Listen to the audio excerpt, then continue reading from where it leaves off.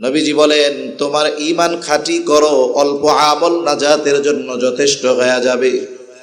ঈমান খাঁটি করার জন্য, ঈমান ত্রুটি মুক্ত করার জন্য, ঈমান মজবুত করার জন্য যেই ধরনের গুণাবলী আমাদের অর্জন করা দরকার, এই গুণাবলীর মধ্যে অন্যতম গুণ হলো আমানতদারিতা। এক নাম্বার, আমরা আমানতদারিতা অর্জন করব লেনদেনের ক্ষেত্রে। আদান প্রদান লেনদেনের ক্ষেত্রে আমাদেরকে আমানতদার হতে হবে। কেউ যদি আমার কাছে কোনো আমানতের বস্তু রাখে, কোনো বস্তু আমানত রাখে, ওটা যত লোভনীয় হোক না কেন, যত দামি হোক না কেন, ওই আমানতের বস্তু তাকে ফিরিয়ে দিতে হবে। যদিও বা ওই ব্যক্তি ভুলেও যায়।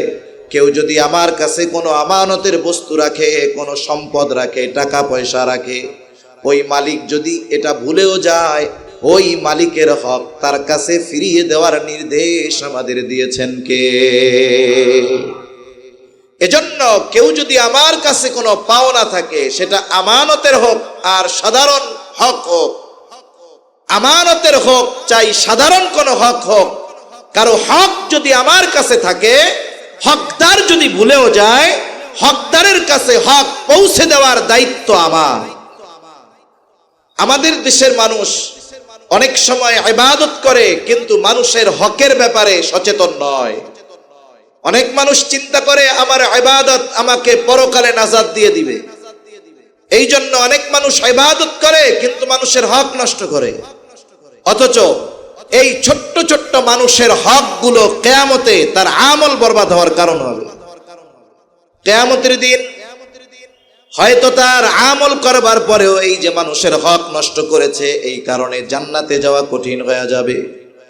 এজন্য আমাদের প্রত্যেকটা মানুষের জীবন এমন হওয়া দরকার, আমি আপনি দুনিয়া থেকে চলে যাবার পর কেউ যেন এ কথা না বলতে পারে এই ব্যক্তি আমার হক মেরে খেয়েছে, এই ব্যক্তি আমার সম্পদ গ্রাস করেছে। এই ধরনের কথা যেন কোনো মানুষ না বলতে পারে। এজন্য অর্থনৈতিক হক হোক আর আচরণগত হক হোক, কোন মানুষের কোনোভাবে হক নষ্ট করা ঠিক নয়। রাসূলুল্লাহ সাল্লাল্লাহু আলাইহি ওয়াসাল্লাম বলেন, তোমরা ওই দিনকে ভয় করো যেই দিন আল্লাহ তাআলা বাদী বিবাদীর মধ্যে ফয়সালা করবে। নবীজি বলেন, দুনিয়াতে কেউ যদি কোনো মুসলমানকে অন্যায়ভাবে কথার দ্বারাও কষ্ট দিয়ে থাকে, কেউ যদি কথার মাধ্যমে কারো হক দুনিয়ায় নষ্ট করে থাকে, নবী বলেন কিয়ামতের দিন এই বিষয়টার ফয়সালাও আল্লাহ তাআলা করবে। এজন্য আমানত তো অনেক বড় জিনিস। সাধারণভাবে কথার মাধ্যমেও যেন অপর মুসলমানের হক আমার আপনার দ্বারা নষ্ট না হয়, এ ব্যাপারে আমরা সচেষ্ট থাকবো ইনশাআল্লাহ। তাহলে এক নাম্বার, লেনদেনের ক্ষেত্রে আমরা হব আমানতদার। দুই নাম্বার, শুধু লেনদেনের ক্ষেত্রেই আমানতদারিতা নয়, বলে কথাও কিন্তু আমানত হয়। ক্বালা রাসূলুল্লাহি সাল্লাল্লাহু আলাইহি ওয়াসাল্লাম, নবীজি সাল্লাল্লাহু আলাইহি ওয়াসাল্লাম বলেন, ইযা হাদ্দাসার রাজুলু সুম্মা ইলতাফাতা ফাহিয়া আমানাতুন। নবীজি বলেন, যখন কোনো মানুষ কথা বলে আর এদিকে সেদিকে তাকায়, ফাহিয়া আমানাতুন, এদিক সেদিক তাকিয়ে সে যে কথা বলে, ওই কথাটা যার কাছে বলে ওই কথাটা আমানত হয়ে যায়। অনেক সময় অনেক মানুষ আছে এমন কিছু কথা আমার আপনার কাছে বিশ্বস্ততার কারণে বলে, যেই কথাগুলো যদি সমাজের মানুষ জেনে যায় তার সম্মান নষ্ট হয়ে যাবে, মানুষের কাছে লজ্জা পাবে। এই জন্য সে কি করে, আমার আপনার কাছে তার দিলের ব্যথাটাকে হালকা করার জন্য গোপনে আইসা বলে। বলার সময় দেখা যায় ডানে বামে পেছনে তাকায়। কেন তাকায়? বলে স্বাভাবিক আমরা বুঝতে পারি এই ব্যক্তি যখন ডানে বামে তাকাচ্ছে, বোঝা যায় সে চায় না তার এই কথা আমি ব্যতীত অন্য কেউ শুনুক, ঠিক না? কিন্তু আমাদের অভ্যাস হলো এর ব্যতিক্রম। কোন ব্যক্তি যদি কথা বলার পর আমার আপনার কাছে বলে, হুজুর কথাটা আপনাকে বললাম, আর কাউরে বললেন না, কাজ সারা। দেখা যায় লোকটা আমাদের চোখের আড়াল হওয়ার আগে আমার পাশের আরেকজনকে ডাক দিয়ে আমি বলি, ভাই এদিকে আসেন। লোকটাকে চিনেন? বলে হ্যাঁ চিনি। বলে আমাকে খুব বিশ্বাস করে, আমার কাছে তার গোপন একটা বিষয় বলছে, কারো কাছে বলতে মানা করেছে, আমি আপনার কাছে শুধু বললাম, আপনি কাউরে বললেন না। বলেন তো এরকম বলার লোক আছে না নাই? এইবারও যাই আর একজনের কাছে কয়, যাই হুজুর কেমন? কয় ভালো। বলে হুজুর আমারে খুব বিশ্বাস করে, অমকের ব্যাপারে এই গোপন কথাটা বলছে, কারো কাছে বলতে মানা করছে, আমি শুধু তোমারে বললাম, তুমি কাউরে বইলো না। এইভাবে একের পর এক একজন আরেকজনের কাছে বলে, আর বলে আমি তোমারে বললাম, তুমি কাউরে বইলো না। এভাবে বলতে বলতে দেখা যায় সকালের ওই কথা যেটা কারো কাছে বলা মানা ছিল, ওই কথা 100 জনের কাছে পৌঁছায়া যায়। কিন্তু প্রথম যে খেয়ানত করছে সে কয়জনের কাছে বলছে? জোরে বলেন না, কয়জনের কাছে কথা পৌঁছাইছে? কয়শো জনের কাছে? বলেন তো খেয়ানত কি একটা আছে না 100টা হইছে? এই 100 জনের কাছে পৌঁছানোর জন্য দায়ীকে প্রথম যে বলছে সে। নবীজি সাল্লাল্লাহু আলাইহি ওয়াসাল্লাম বলেন, কারো দ্বারা যখন কোনো ভালো কাজের সূচনা হয়, ওই ভালো কাজ যতদিন চলে, যতজন করে, বলে শুরু যারা করছে ওই ভালো কাজের সমপরিমাণ সওয়াব অটোমেটিক তাদের আমলনামায় যোগ হয়ে যায়। আবার নবীজি বলেন, যখন কারো দ্বারা কোনো মন্দ কাজের সূচনা হয়, ওই মন্দ কাজ যতজন করে আর যতদিন চলে, বলে শুরু যার দ্বারা হয়েছে সবার মন্দ কাজের সমপরিমাণ গুনাহ তার আমলনামায় যোগ হয়ে যায়। নবীজি বলেন, এই পৃথিবীতে সর্বপ্রথম অন্যায়ভাবে হত্যাকাণ্ড শুরু হয়েছে আদম আলাইহিস সালামের এক সন্তানের দ্বারা। এই দুনিয়ায় কিয়ামত পর্যন্ত যত অন্যায় হত্যাকাণ্ড সংগঠিত হবে, সব হত্যাকাণ্ডের সমপরিমাণ গুনাহ আদম আলাইহিস সালামের ওই হত্যাকারী সন্তানের আমলনামায় যোগ হয়ে যাবে। এজন্য খেয়ানত যেহেতু আমার দ্বারা শুরু হয়েছে, বলে এরপরে যতজন খেয়ানত করছে সকলের খেয়ানতের সমপরিমাণ গুনাহ প্রথম যে করেছে তার আমলনামায় যোগ হয়ে যাবে। এই জন্য মনে রাখতে হবে, কোথাও খেয়ানত আমাদের খাসলাত হলো, অভ্যাস হলো, যখন কারো সাথে সম্পর্ক ভালো থাকে তার বিষয়গুলো আমরা হেফাজত করি। যদি কোনো কারণে তার সাথে আমার দ্বন্দ্ব হয়, তার সাথে দূরত্বের সৃষ্টি হয়, অনেক সময় তার ব্যক্তিগত গোপন বিষয়গুলোকে আমরা অস্ত্র বানায়া ফেলি। কি বলে, এই মিয়া বেশি কথা কইও না, তোমার ব্যাপারে কিন্তু আমার এইগুলা জানা আছে, বেশি কথা কইলে ফাঁস করে দিব। বলে কি বলে না? শুধু কি বন্ধু আর কাছের মানুষের হেফাজত করতে হবে আমানতের, যে শত্রু তার আমানতের হেফাজত করতে হবে না? হবে। রহমাতুল লিল আলামিন, তিনি ছিলেন সর্বোচ্চ আমানতদার। আমানতের সর্বোত্তম উপমা তিনি দেখায় গেছে। কাফেরদের মাত্রাতিরিক্ত জুলুম অত্যাচার যখন শুরু হলো, নবীজি মক্কা থেকে মদিনায় হিজরত করবে, কাফেররাও দারুন নাদওয়ার মধ্যে সিদ্ধান্ত নিয়ে নিয়েছে, মুহাম্মদকে ছেড়ে দেওয়া যাবে না, মুহাম্মদকে হাতছাড়া করা যাবে না। সে যদি এই দেশ ছেড়ে অন্য কোথাও হিজরত করে চলে যায়, ওইখানে সুসংগঠিত হয়ে আমাদের উপরে আক্রমণ চালাবে, এই সুযোগ দেওয়া যাবে না। মুহাম্মদকে চিরতরে শেষ করে দিতে হবে। কিভাবে করা যায়?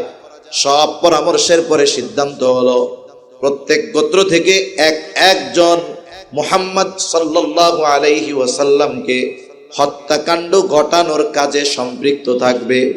সিদ্ধান্ত হলো, আজ রাত মুহাম্মাদের জীবনের শেষ রাত। সবাই সশস্ত্র অবস্থায় প্রত্যেক গোত্র থেকে প্রতিনিধি নবীজির ঘর ঘিরে রাখছে। নবীজির ঘর চতুর্দিক দিয়ে ঘিরে রাখছে, হত্যা করবে। নবীজি ঘরের ভিতর হযরত আলী রাদিয়াল্লাহু তাআলা আনহুর সাথে। নবীজি খোঁজ পেয়ে গেছেন, নবীজিকে জানানো হয়েছে যে কাফেররা আপনার ঘর ঘিরে রাখছে হত্যা করার জন্য।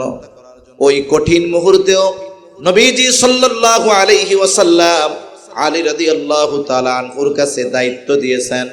কারণ কাফেররা যদিও নবীজির বিরোধিতা করত, কিন্তু তারা এই ব্যাপারে সুনিশ্চিত যে আমরা যদি আমাদের দামি বস্তুগুলা মুহাম্মাদের কাছে আমানত রাখি, যতই তার বিরোধিতা করি না কেন, শত্রুতা করি না কেন, বিরোধিতা আর শত্রুতার কারণে সে কখনো আমাদের সম্পদের খেয়ানত করবে না। এজন্য একজন ইংরেজ ঐতিহাসিক লিখতেছে আমার আপনার নবীর আমানতদারিতার ব্যাপারে। সে তার ভাষায় লিখতেছে, মুহাম্মদ এমন একজন আমানতদার ব্যক্তি ছিলেন, বলে তার ঘোর দুশমন সেও নিশ্চিন্ত মনে তার সবচাইতে দামি সম্পদ মুহাম্মাদের কাছে আমানত রাখত। মানুষেরা তাদের দামি বস্তু নিজের কাছে রাখা যতটা নিরাপদ মনে করত, তার চাইতে মুহাম্মাদের কাছে রাখা আরো বেশি নিরাপদ মনে করত। তাহলে শত্রুর সম্পদ নবীজির কাছে শত্রুরা নিরাপদ মনে করত। নবীজি আলী রাদিয়াল্লাহু তাআলা আনহুকে বুঝায় দিলেন, আমানতের মালিকগুলার পরিচয় দিয়া বললেন, শোনো, প্রত্যেকটা সম্পদ তার মালিকের কাছে পৌঁছাবা, এরপরে তুমি মদিনার উদ্দেশ্যে রওনা হবা। রহমাতুল লিল আলামিন শত্রু চতুর্দিক দিয়ে ঘিরে রাখছে, আমানতের বস্তু তার হকদারের কাছে পৌঁছানোর ব্যবস্থা না করে আমার আপনার নবী মদিনার সফর শুরু করে নাই। এজন্য আমানতের বস্তু সেটা বন্ধুর হোক আর শত্রুর হোক, সর্বক্ষেত্রে আমাদেরকে আমানতদারিতার পরিচয় দিতে হবে। তাহলে আমানতদারিতা হবে কথার মধ্যে। 3 নাম্বার দায়িত্ব আমানত, যেই দায়িত্বকে কেন্দ্র করে আল্লাহ তাআলা এই আয়াত নাজিল করেছেন। সাথে সাথে আল্লাহ তাআলা দায়িত্বকে আমানত বলে অভিহিত করেছেন। বলে জামানাত এমন, এখনকার অনেক মানুষ দায়িত্ব নেওয়ার জন্য প্রতিযোগিতা করে। অনেক জায়গায় খবর পাই দায়িত্ব পাওয়ার জন্য, নেওয়ার জন্য মানুষ মানুষকে মাইরা ফেলে, ঠিক কিনা বলেন? অনেক জায়গায় টাকা দিয়া দায়িত্ব কিনে, দায়িত্ব নেবার প্রতিযোগিতা। কিন্তু এমন এক জামানা চলে গেছে দুনিয়া থেকে, বলে ওই জামানায় মানুষকে জোর করে দায়িত্ব দেওয়া যায় না, জোর করে দায়িত্ব দেওয়া যায় নাই। কিন্তু এই জামানায় মানুষ দায়িত্ব নেওয়ার জন্য হত্যাকাণ্ড সংগঠিত করতেও পিছপা হয় না, এমন এক জামানা। ইমাম আজম আবু হানিফা রাহমাতুল্লাহি আলাইহি খলিফা মনসুরের সাথে রাস্তায় দেখা, বাজারের মধ্যে দেখা। খলিফা মনসুর সবার উপস্থিতিতে ইমাম আবু হানিফাকে প্রস্তাব দিলেন, ইমাম, প্রধান বিচারকের চেয়ার শূন্য, পদ খালি, আপনাকে প্রধান বিচারক হিসাবে নিয়োগ দেওয়া হলো। কত বড় পদ, প্রধান বিচারক। ইমাম আবু হানিফা রাহমাতুল্লাহি আলাইহি সাথে সাথে খলিফার প্রস্তাব ফিরাইয়া দিলেন, বললেন না, এই পদ বা এই দায়িত্ব গ্রহণ করা আমার দ্বারা সম্ভব নয়। ইমাম আবু হানিফা মুখের উপরে প্রস্তাব ফিরাইয়া দিছে, খলিফার ইগোতে লাগছে, আত্মমর্যাদায় লাগছে যে আমি তাকে প্রধান বিচারকের দায়িত্ব দিলাম, যেই পদ পাবার আশায় থাকে কত মানুষ, আমি তাকে নিজের থেকেই প্রস্তাব দিলাম, সে মুখের উপরে প্রস্তাব ফিরাইয়া দেয়। খলিফা আর আত্মমর্যাদায় লাগছে, ইগোতে লাগছে। খলিফা রাগান্বিত হয়ে গেছেন, হাতের মধ্যে চাবুক, চাবুকটা দিয়া ইমাম আবু হানিফার গায়ের মধ্যে একটা বাড়ি মেরে দিয়েছে। অনেক সময় পদ মানুষের মনুষ্যত্বকে ধ্বংস করে দেয়, ঠিক কিনা বলেন? দেখা যায় বাস্তব জীবনে একরকম ছিল, কিন্তু চেয়ারে বসার পরে তার চরিত্রের পরিবর্তন হয়ে গেছে। আছে না এরকম অনেক মানুষ? অনেক মানুষ আছে। আমরা মনে করতাম কিছুই মনে হয় বুঝে না, কিন্তু দায়িত্ব নেওয়ার পরে দেখা যায় ওরে বাবা, এর চাইতে অন্য কেউ দেখি বেশি বুঝে না। আমরা তো আগে চিন্তা করতাম জানমালের চিন্তা, কিন্তু এখন একদল দায়িত্বশীলের কারণে আমরা দেশ বাঁচানোর চিন্তায় পড়ে গিয়েছি, ঠিক কিনা বলেন? কিছুই বুঝে না, এখন দেখি দেশ বেঁচে দেওয়ার ধান্দা করে। ইমাম আবু হানিফার গায়ে চাবুক দিয়ে আঘাত মারছে খলিফা। খলিফা মনসুর রাজপ্রাসাদে ফিরে গেলেন। মনসুরের চাচা বলে, মনসুর, কাজটা তুমি ভালো করো নাই, ইমাম আবু হানিফার গায়ে চাবুক দিয়া বাড়ি মারছো, কাজটা ভালো করো নাই, তার কাছে যাও, ক্ষমা চাও। মানুষ যখন রাগান্বিত থাকে রাগান্বিত অবস্থায় সে এমন কিছু কাজ অনেক সময় করে বসে যেটা তার পরবর্তী হায়াত তার জন্য কষ্ট আর লজ্জার কারণ হয়ে যায়। রাগের মাথায় মানুষ অনেক কিছু করে ফেলে। আমাদের দেশে অনেক সময় তুচ্ছ ঘটনাকে কেন্দ্র করে বিবাহ বিচ্ছেদ পর্যন্ত সংঘটিত হয়। হয় কি হয় না বলেন? হয়। শয়তান তো এরকম ঘটনা ঘটায়, রাগায় দেয়। মনে করেন একজন কাজ করে আসছে জমিন থেকে, বাড়িতে আসছে দুপুর বেলায়, খানা সামনে দিছে, খাবার দাবার তরকারি সব আছে, পাশে লবণ আছে, মরিচ আছে, সব আছে। যেই বেচারি রান্না করছে ভুলে তরকারিতে লবণ দিতে মনে নাই। মশলা টসলা যতই দেওয়া হোক, যদি লবণ না দেয় তরকারি কি মজা লাগবো? স্বাদ লাগতেছে না মুখে। ভাতের সাথে তরকারি মাখায় নিছে, স্বাদ লাগে না। সমস্যা দূর হবে, এক চিমটি লবণ ভাতের মধ্যে নিলেই তো কাজ শেষ, ঠিক কিনা? কিন্তু শয়তান আইসা মনের মধ্যে ওয়াসওয়াসা দিতেছে, হায় রে এত পরিশ্রম করস, রক্ত পানি বানায় ফেলাইতেছস, কাগো লাইগা কি রান্না করে এডি মুখে দেওয়া যায়? এইবার ওই যে মনের মধ্যে উস্কানি দিছে, মুখ দিয়া এবার চিৎকার করতেছে, কি রান্না করো এগুলো কি মুখে দেওয়া যায়? লবণ টবণ কিচ্ছু হয় নাই। এইবার শয়তান মহিলার কাছে গেছে, অন্তরে ওয়াসওয়াসা দেয়, দেখছস এই আগুনের পাশে বৈশা কাদের জন্য রান্না করস? নইলে একটু ভুলই হইছে, লবণ দিতে মনে নাই, লবণ নিলেই তো কাজ শেষ। দেখছস তোর কোনো মূল্যই নাই এই পরিবারের মধ্যে। এবার মহিলাও চিৎকার করে কয়, এত চিল্লান কেন? পাশে লবণ আছে, নিলেই তো শেষ হয়ে যায়, অসুবিধা দূর হয়ে যায়। এইবার শয়তান আবার ওই বেটার কাছে আইসা কয়, দেখছস নি তোরে কত ঝাড়ি দিয়া কথা কয়। এইবার শুরু হয়ে গেছে, হ্যাঁ কত বড় স্পর্ধা, আমার উপরে, মুখের উপরে তর্ক, কথা। এই সময় এক সময় আস্তে আস্তে কি হয়, দুইজনের মধ্যে দ্বন্দ্ব এমন অবস্থায় চলে যায় যে বিবাহ বিচ্ছেদের মতো ঘটনা ঘটে। এত বড় এক ঘটনা ঘটছে, সূচনা কি নিয়া? বলে তরকারিতে লবণ হয় না, এটা নিয়া। এই যে শয়তানের এক মিশন শেষ। এইবার দুইজনের কাছে শয়তান মোহাব্বতের খাজানা নিয়া হাজির। অন্তরের অবস্থা এমন, ইনি ওনারে ছাড়া বাঁচবে না, তিনি তানারে ছাড়া বাঁচবে না। কিন্তু একসাথে তো 14 গোষ্ঠী ধইরা মাইরা দিছে। এবার কি হয়, বলে মাদ্রাসার মুফতি সাহেবের কাছে যায়, গিয়া বলে হুজুর কাজটা তো করে ফেলছি। কি করছো? কয় আমার বউরে একসাথে দিয়ে দিছি 14টা। এইবার মুফতি সাহেব বলে, দিছেন কেন? কয় হুজুর রাগের ঠেলায় দিছি, হুজুর রাগের ঠেলায়। তাই কেউ কি খুশি হইয়া এই কাম করে না রাগ হইয়া করে? জোরে বলেন, খুশি হয় না রাগ হয়ে? রাগ হইয়াই তো করে। এই জন্য একটা শিক্ষা আমাদের রাখতে হবে যে রাগান্বিত অবস্থায় কোনো সিদ্ধান্ত নেওয়া যাবে না। রাগান্বিত অবস্থার সিদ্ধান্ত অধিকাংশ সময় ভুল হয়। এজন্য শরীয়তে ইসলাম রাগ হওয়ার পরে কি করবে? বলে দাঁড়ানো থাকলে বসে পড়বে, ওযু করবে, নামাজে দাঁড়ায়া যাবে। স্বাভাবিকভাবে যদি যার সাথে রাগ তার থেকে একটু পৃথক হয়ে যাবে, তাহলে আশা করা যায় কিছু সময় পর রাগটা ঠান্ডা হয়ে যাবে, ঠিক কিনা বলেন? এজন্য রাগান্বিত অবস্থায় কোনো সিদ্ধান্তে যাওয়া যাবে না। আর আমাদের রাগ দ্বীনের ব্যাপারে হয় না।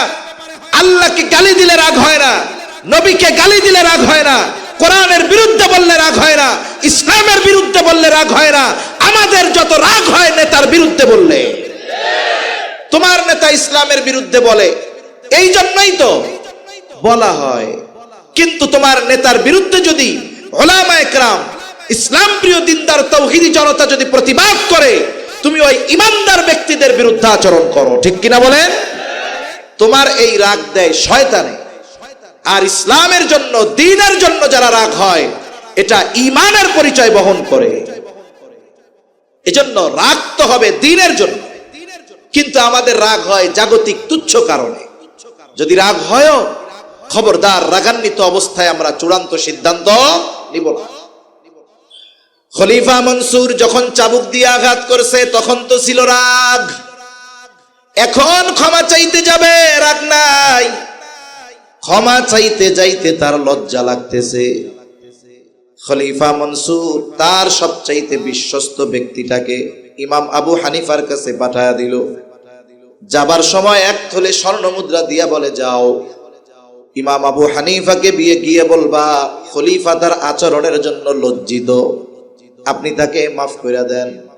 সাথে সাথে এই এক থলে স্বর্ণ মুদ্রা তারে হাদিয়া দিয়া বলবা এটা খলিফা আপনাকে হাদিয়া দিয়েছে, আপনি যদি এই হাদিয়া গ্রহণ করেন তবেই খলিফা সুনিশ্চিত হবে যে আপনি তাকে মাফ করেছেন।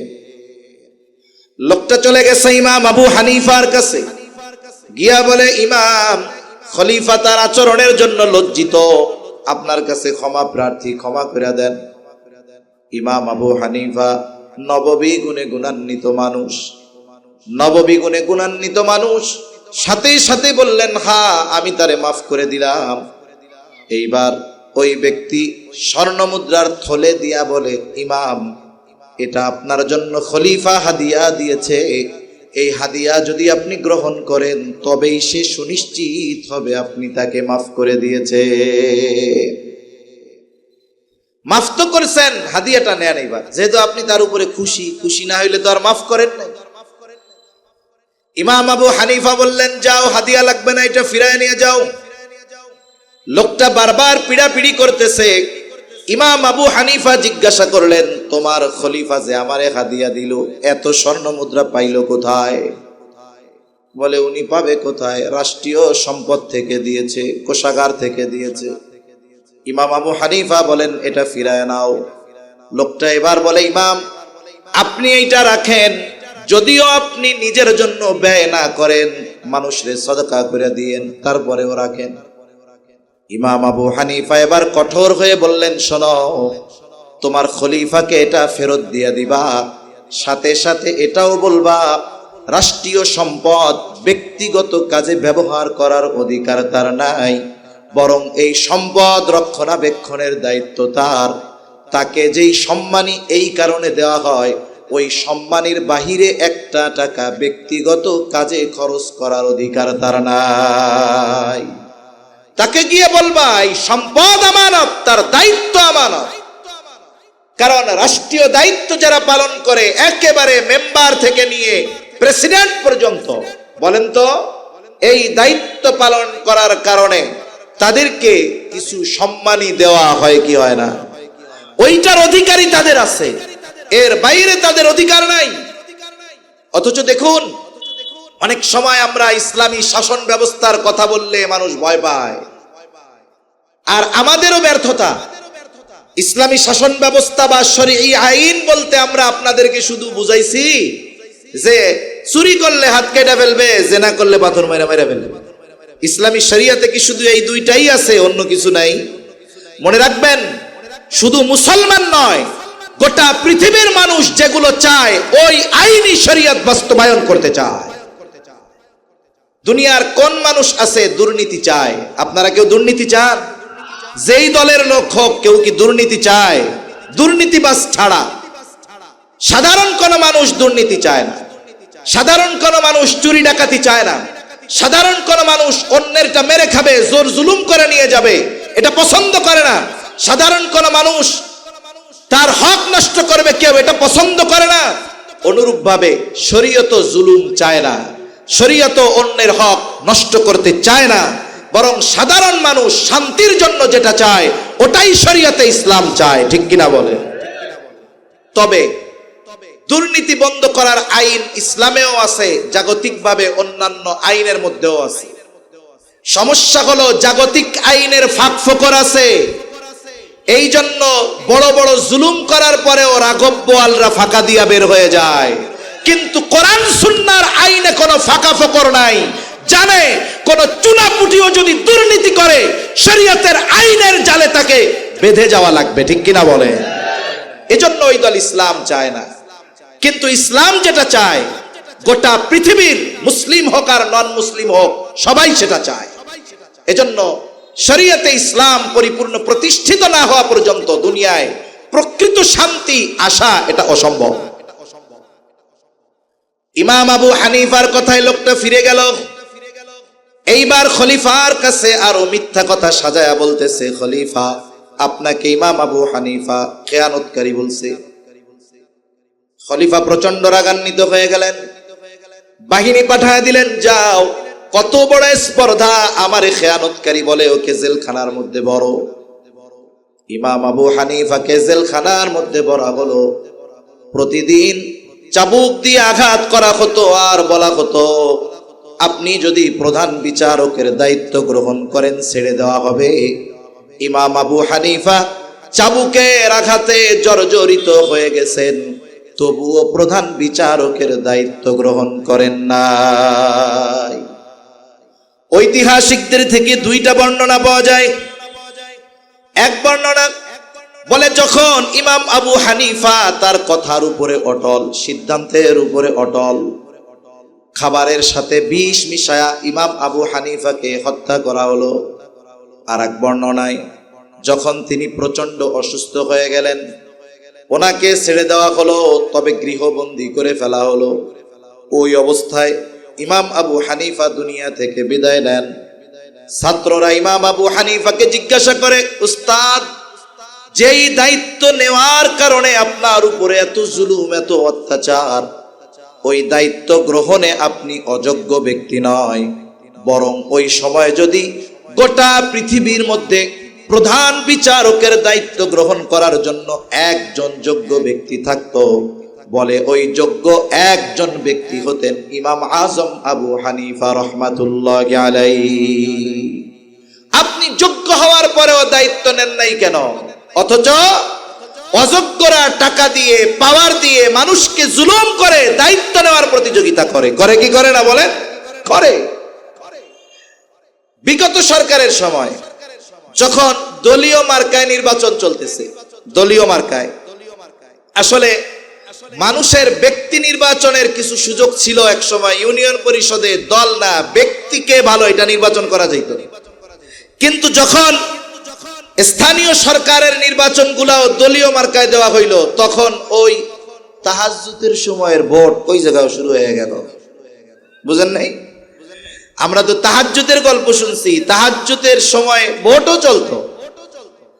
এখন এক এলাকায় ক্ষমতাসীন দলের মার্কা সবাই চায়, চিন্তা করে মার্কা শুধু নিতে পারলে হয়, চেয়ারম্যান হওয়া আমার কিছু করা লাগবে না, এমনিই হয়ে যাবো, অটো পাস হয়ে যাবো। আবার বাজারের নিয়ম কি বলে, কোন পণ্যের যদি চাহিদা থাকে, সেই পণ্য যদি কম হয়, ক্রেতা যদি বেশি হয়, তাইলে ওই 2 টাকার মাল 50 টাকা হয়ে যায়, ঠিক না? 2 টাকার মাল 50 টাকা হয়ে যায়। করোনার সময় আমরা অধিকাংশ মানুষ মাস্ক কি জিনিস এটা চিন্তাই না। অনেকের যদি বলা হইতো মাস্ক চিনো, ও কইতো খায় না, মাথায় দেয়। করোনার সময় 3 ওয়াজ বেশি, শুরুতে 3 ওয়াজ বেশি হয়েছে না, 3 ফুট দূরত্ব, বারবার হাত ধোয়া আর মাস্ক লাগানো। এই যে মাস্কের কথা শুনাইতে শুনাইতে আমাদের দিমাগে মাস্ক এমন ভাবে ঢুকায় দিছে যে ফার্মেসি গুলার মধ্যে অনেকে মাস্ক কিনা রাখছিল 3 বছর আগে, যেই বক্স কিনছে 3 কোনা দিয়া ইঁদুরে খেয়ে ফেলছে। কেউ কিনে না, দোকানের কোনায় ফালায় রাখছে। কিনছিল 50 পয়সা কইরা, ওই 50 পয়সার এক একটা মাস্ক ওই সময় 50 টাকা বিক্রি হয়েছে। কেন হইছে? বলে ওই যে চাহিদা উঠায়া দিছে, কিন্তু মার্কেটে প্রোডাক্ট ওই মুহূর্তে কম, এজন্য দাম বেড়ে গেছে। এখন মার্কা তো একটা, ক্যান্ডিডেট অনেক। বাজারের নিয়ম আছে কিছু, কোন কোন জায়গায় হয়, যখন দেখে দাবিদার অনেকজন, পণ্য একটা, কয় এবার আর পণ্যের দাম নির্ধারিত না, এটা এখন নিলাম হবে। নিলাম বুঝেননি? নিলাম হবে।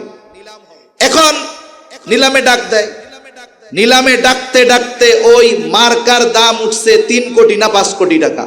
মার্কা পাইতে হইলে কত দিতে হবে? জোরে বলেন না, কয় কোটি? এখন এই 5 কোটি 10 কোটি আমাদের কাছে টাকা মনে হয় না, না থাক নাই তাতে কি, 1000 কোটি টাকা পাচারের গল্প শুনতে শুনতে 5-10 কোটি টাকা, এটা টাকা মনে হয় না। নাই তাতে অসুবিধা নাই, কিন্তু টাকার পরিমাণটা এখন আর আমাদের কাছে বড় মনে হয় না। এখন ওই আল্লাহর বান্দা 5 কোটি টাকা দিয়া নির্দিষ্ট দলের মার্কা পাইছে। কথাটা খেয়াল দিয়ে শুনতে হবে। নির্বাচনের সময় পোস্টার লাগায় না, কি লেখে? আসন্ন এত নং ইউনিয়ন পরিষদ নির্বাচনে চেয়ারম্যান পদপ্রার্থী হিসাবে অমুক ভাইকে তমুক মার্কায় ভোট দিয়ে জয়যুক্ত করে অত্র ইউনিয়নের জনগণের সেবা করার সুযোগ দান করুন। এরকমই তো লেখে নাকি? এই আল্লাহর বান্দা তার পোস্টারের মধ্যে ওই মার্কার ছবি দিয়া এই কথা লেখছে, তা এই মার্কা পাইতে তার খরচ হইছে কয় কোটি? এখন আমারে বলেন তো, যেই ব্যক্তি বাস্তবেই জনগণের সেবা করতে চায়, ওই ব্যক্তির সেবা করার জন্য যে 5 কোটি টাকা দিয়ে মার্কা কিনতে পারে, ওই ব্যক্তির জনগণের সেবা করার জন্য চেয়ারম্যান হওয়া লাগে